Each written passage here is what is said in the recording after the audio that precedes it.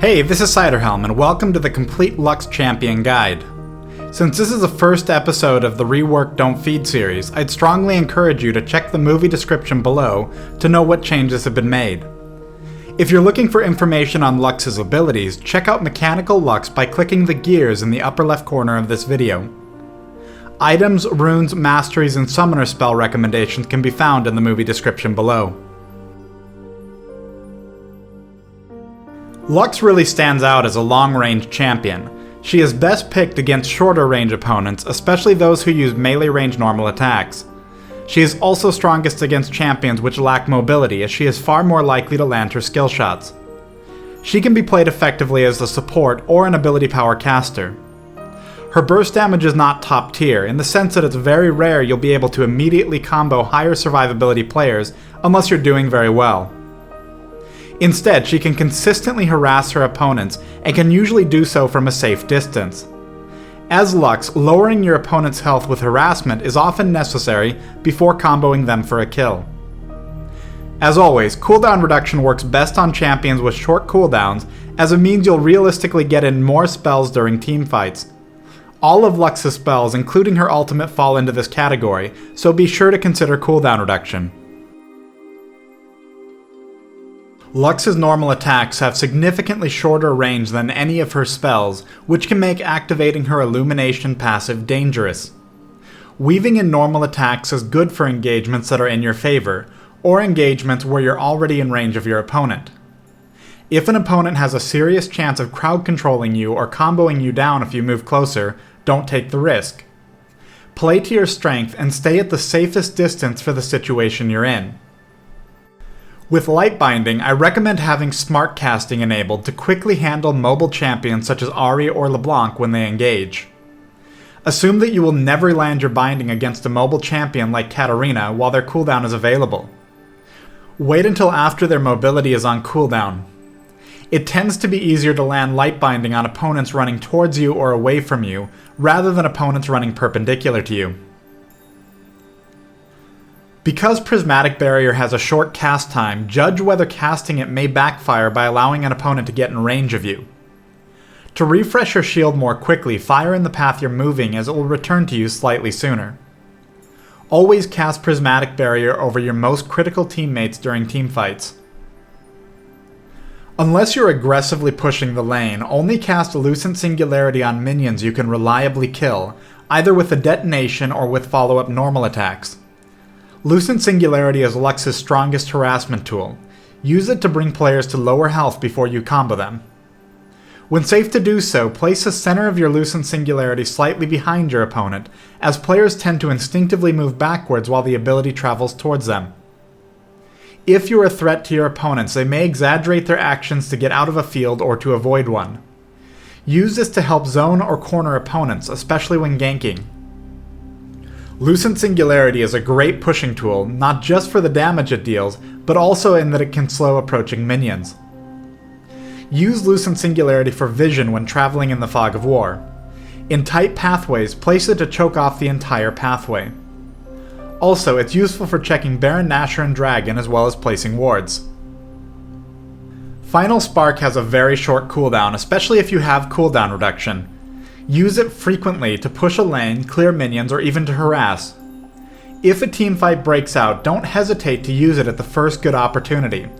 The ultimate may very well be available again during that same fight.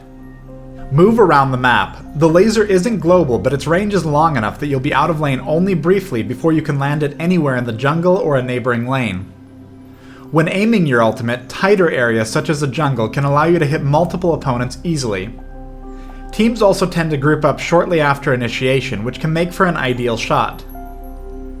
Because of the shape and barriers of each lane, it's often a good idea to fire directly down lane as opposed to from an angle, as it can be harder to dodge. If an opponent leaves vision at low health, think about where you would run or recall if you were in their shoes, and fire there. Consider firing behind towers or in nearby brush. Firing your laser at their blue golem before going to pick up your own can be a good risk to take, particularly if your opponents are out of lane and you're confident your own blue golem is secure. If you don't have ward vision and can't account for the enemy team, Baron Nashor and Dragon are both ideal targets for blind lasers. Let's talk about some example ability combos you may want to use as Lux. The first is a very basic Light Binding followed up with Final Spark. The Light Binding prevents your opponent from dodging the Final Spark, and Final Spark will consume the Illumination passive, meaning you aren't losing any damage by not using a normal attack between them. A more advanced version of this involves first casting Lucent Singularity to make your Light Binding easier to land, then using Final Spark. Use a normal attack after Final Spark, then again after the Lucent Singularity detonates for max damage. You can push your own minion waves forward by first casting Lucent Singularity in the path of enemy minions, then binding them as they make it through. This can be helpful in very specific situations, such as when you want to get your minions under an enemy tower to prevent an opponent from easily last hitting. When countering Lux, consider picking champions that have high mobility, long-range harassment, or both. Some examples of champions that can win their lane are Talon, Fizz, and Katarina. Ahri and Kassadin may do exceptionally well once they reach level 6. Lux excels at consistent long-range harassment, otherwise known as poke. Poke tends to deter initiation if it's allowed to go on, but a quick initiation also counters poke. Consider having champions with extremely powerful initiation tools, such as Amumu and Hecarim, to help counter Lux's presence in the mid and late game. In the early game, watch for Lux to move out of position, especially when she is last hitting. This can offer an opportunity to harass that may not otherwise be available. Constantly stay on the move and be unpredictable. Lux relies entirely on skill shots, and she's more likely to miss against opponents that are already moving erratically when she fires her abilities. This principle is just as important for avoiding death when you're at low health. Don't recall in any obvious positions that Lux may blindshot. When approaching Lux, always try to approach her from different angles so she cannot hit two players with a single binding. This is true both for early game ganks and for mid and late game teamfights. On this note, pursuing Lux through the jungle can be incredibly difficult for almost any champion, as her bindings are much more likely to land and her singularity can block an entire path. These can also be dangerous locations for teamfights. Avoid grouping up tightly anywhere that a laser can hit most or all of your team. Always assume Lux will attempt to steal Baron or Dragon, and either aggressively ward the areas nearby, or make sure never to engage these while Lux is alive and Smite is not available. By the mid and late game, a good Lux player will rarely leave themselves vulnerable to a direct confrontation. You must respect her range and counter her either by flanking her or by taking out her teammates and leaving her no safe ground to fight on. Thanks for watching the complete Lux guide. If you enjoyed this movie and you're not currently subscribed to my channel, you ought to be.